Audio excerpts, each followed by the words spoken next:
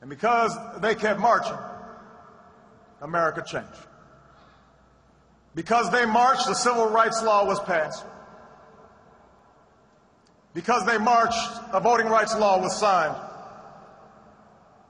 Because they marched, doors of opportunity and education swung open so their daughters and sons could finally imagine a life for themselves beyond washing somebody else's laundry or shining somebody else's shoes. Because they marched, city councils changed, and state legislatures changed, and Congress changed, and yes, eventually the White House changed.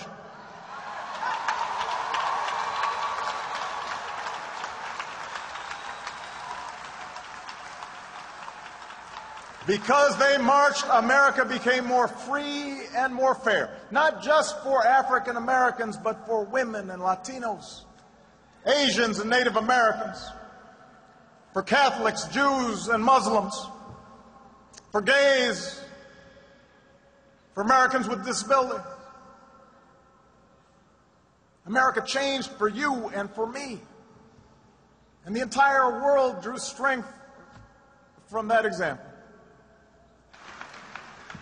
Everyone who realizes what those glorious patriots knew on that day, that change does not come from Washington, but to Washington.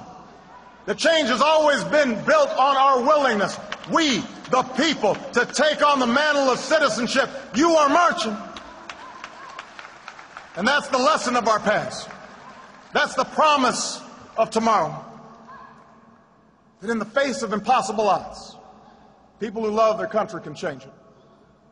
And when millions of Americans of every race and every region, every faith and every station can join together in a spirit of brotherhood, then those mountains will be made low, and those rough places will be made plain, and those crooked places, they straighten out towards grace, and we will vindicate the faith of those who sacrificed so much and live up to the true meaning of our creed as one nation under God, indivisible, with liberty and justice for all.